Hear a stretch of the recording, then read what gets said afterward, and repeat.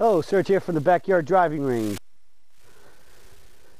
Well, today I have a good letter that came back to me. A while back I did a daily from a question that came in, and the question involved having had back surgery, and I said I gave an answer on it, and I said that I would eventually send it to Dr. Armstrong, and his answer finally came back to me here, and I'd like to read it to you. But first off, I'll start with the question. And the question came from John Price, and John said, Serge, has anyone ever used your swing with success after a back surgery fusion? L2 to S1 were fused together. Please let me know if you have heard of anyone. Okay, the letter came back from Dr. Armstrong, and he said to me, Don, I will have to take some time to review our patient list for an example duplicating John's fusion, but I can reinforce your thinking. Since the lower spine is designed to resist rotation, an extension fusion will simply continue to transfer backswing torque to the hips and thighs where it should be anyway. Also, forward bending of the torso at address is through the hip joints. Again, expected. The only real problem is some unavoidable stress to the upper torso or the thoracic spine and the sacroiliac joints below the fusion over 5 to 20 years from the date of the fusion because of the absence of subtle compensatory motion inherent in the disc and facet joints. This circumstance cannot be remedied because a solid fusion is not meant to give. But a peak performance swing can provide a successful method for dealing with it. I will check my records and others for cases. My regards, Ned. Okay, thanks, Dr. Armstrong. I think that was pretty well set and put there that even though he doesn't have records at the moment he can put his fingers on, the fact is that he did say that the peak performance swing will be a tremendous asset and probably about the only way with the spine fusion, and I think as well as any other back issues that people have had, to be able to have back issues and still swing a golf club with little to no pain, and on top of that hit the ball more solid, straight, and consistent, which is what golf's all about. And so the key is that playing golf, naturally everybody does it for a number of reasons. One of them is fun, exercise, companionship with friends and family that you go play with, and it's a great way to get exercise and hopefully help stay fit, as well as challenge your skills levels. And we all play it for different reasons, and we all play it to different levels. But the point is if we are playing golf just for the fact of playing golf, the most important factor is that your golf swing shouldn't be hurting your body, whether you don't have any issues, and especially if you do. And so the key that we know that sets the peak performance golf swing apart from any other swing is the fact that it is 100% founded on physics, founded on physiology, blended together. It's the only swing that blends both physics and physiology together to produce a swing that is basically pretty much stress-free, and therefore, for the most part, in that case, will be injury-free from issues that are caused by stress. And why is that? Well, because the peak performance golf swing is the only swing that believes in a limited turn.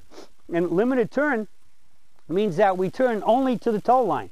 So if I was standing here and I'm aiming this way, as I take the club back into the forward catcher's mitt, I turn to the toe line. Once I reach the toe line, there's no more turning. It's straight up the tree, so that we get to a vertical swing, 12 o'clock, which is light.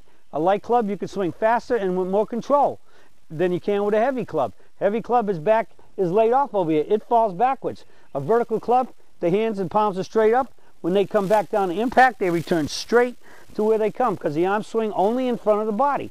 Conversely, once we swing up the top in the backswing and our arms are over the toe line, as we swing down to impact, then we swing into the forward catcher's mitt and up the forward tree, recoil and relax, square to the target. So we have minimal rotation both in the backswing and the forward swing, and the basic point is we never swing behind the toe line. And as you all know, the straight line across the toes is what I call, everything behind it is what I call the sacred burial ground. The rule is you may stand in it, but if you swing in it, you're dead.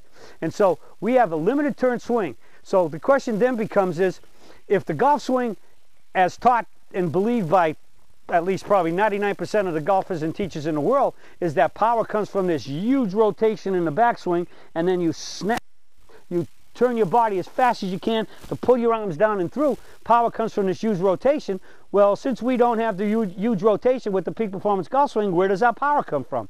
Well, again, as you all know, I've called this the body-friendly swing, but it's also the energy-efficient golf swing. It is the green golf swing, as to go with modern terms, because we get our power from a different source. And we get our power from holding the body more still so we can swing our arms faster. Centrifugal force. The concept is if I had a rock hanging on a string here and I flip the rock up in motion, and as the rocks and the string and the rock start going faster and faster, my hand moves less. Well, the symbolism for the peak performance golf swing is this is the rock, the club head's the rock, the shaft and your forward arm is the string, and then in the backswing and in the follow through, the shaft, the head and the shaft and the trailing arm, the back arm becomes the string. And then your body, your entire body is the hand. So when we want to swing our rock faster, we move our body less. So same concept as rocking a string. So that's why we have the narrower stance, the wide knees, outward pressure. We resist the movement of the knees because too much knee movement causes spine angle changes. It causes the body to go up and down, move sideways. It allows more turns so you can get back in the sacred burial ground.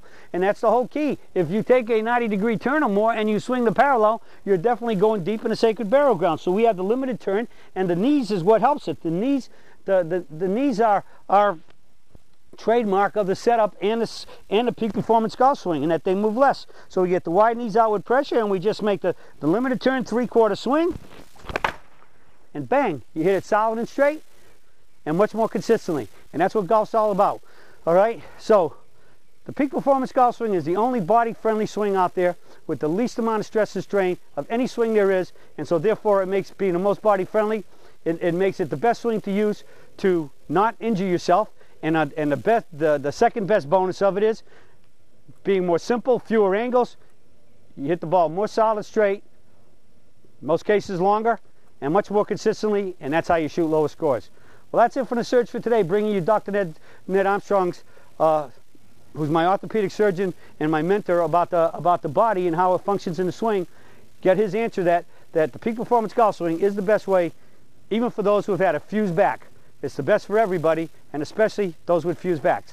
So that's it for the search for today, and I'll be talking to you all again soon.